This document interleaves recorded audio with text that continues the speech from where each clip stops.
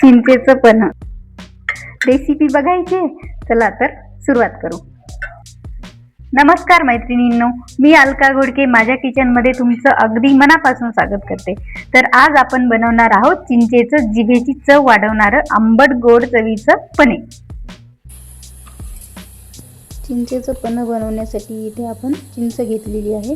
इथे मी वाळलेली चिंच घेतली आहे खूप, आणि ही चिंच आंबट पण खूप आहे.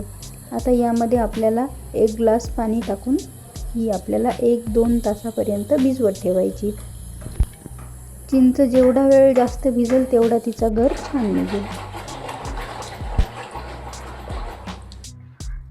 चिंच भिजवत घालताना आपल्याला 1-2 तासापर्यंत चिंच छान भिजू घालावं लागेल. म्हणजे आपल्याला तिचा पूर्ण गर काढून घ्यायचा आहे. त्यामुळे आपल्याला चिंच अशी जेवढी गाळ होईल का तेवढी चांगली.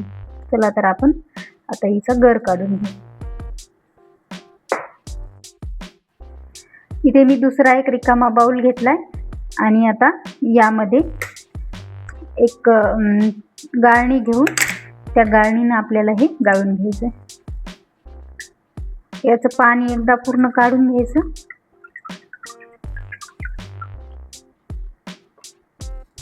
आणि हे बाजूला ठेवून घ्यायचं.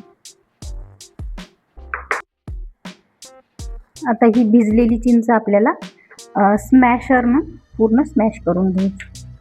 हे बघा, पूर्ण गाळ झालेली ती भिजून, त्यामुळे आल्हादच तिचा गर बाजूला निघायला. जेवढी जास्त वेळ आपण चिंच भिजवतो तेवढं त्याचा गर लवकर बाजूला निघतो. आणि हे बघा किती मस्त तिचा गर आपला बाजूला निघाला छान. आता यामध्ये आपल्याला परत तेच पाणी टाकून घ्यायचं चिंचेचं निघालेलं. हे तयार परत एकदा गाळणीतून गाळून घेऊ आणि परत त्याचा अशा प्रकारे आपल्याला काढून घ्यायचं. इथं आता आपला पूर्ण कोळ काढून झालाय. आता यामध्ये आपण घालून घेऊया गूळ. गूळ तुम्ही कमी जास्त घालू शकता. जर चिंच कमी आंबट असेल तर गूळ खूप कमी लागतो. तर याला व्यवस्थित मिक्स करून घ्यायचं. माझी चिंच आंबट होती त्यामुळे मी जास्त प्रमाणात गूळ वापरला. गूळ पूर्ण विरघळून घ्यायचा आहे. तोपर्यंत व्हिडिओला लाईक करा, चॅनलला सबस्क्राईब करा आणि बेल आयकॉनला क्लिक करा. मस्त असा आपला कोळ तयार होत आहे. हा कोळ तुम्ही फ्रीजमध्ये 8-10 दिवसापर्यंत ठेवू शकता. आणि जर तुम्हाला हे कोळ स्टोअर करण्यासाठी ठेवायचं असेल तर काचेच्या बरणीमध्ये ठेवून द्यावा लागेल याला. आणि यामधला आपला बऱ्यापैकी गूळ असा विरघळत आहे. इथं मी गावरान गूळ घेतला होता त्यामुळे याला कलर पण खूप छान आलेला आहे.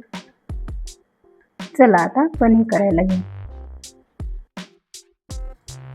पन्ह करण्यासाठी मी इथे 2 ग्लास घेतलेत आणि आता त्यामध्ये आपल्याला हे कोळ टाकून घ्यायचा. आपल्याला जेवढं पन्ह करायचंय ना तेवढंच आपल्याला कोळ वापरायचा आहे. तर हे बघा, मी इथं 1 ग्लास करायचा आहे त्यासाठी मी या चमच्यानं 1 चमचा घेतलाय.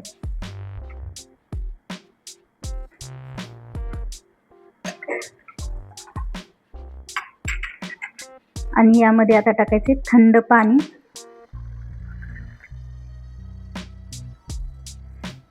चवीनुसार मीठ घालून घ्यायचे आपल्याला यामध्ये. आणि भाजलेल्या जिऱ्याची पावडर घालून घ्यायची. जिरे पावडर मी हे अर्धा छोटा चमचा घातले.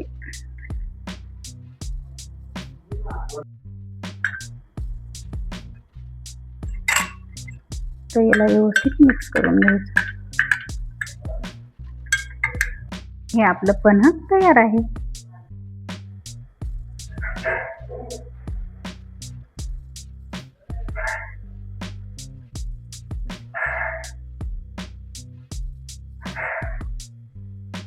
कैरीच्या पन्ह्याचाही व्हिडिओ मी शेअर केलेला आहे.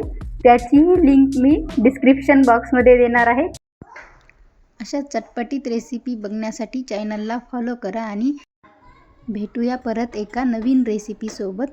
तोपर्यंत खात राहा, मस्त राहा. Bye bye.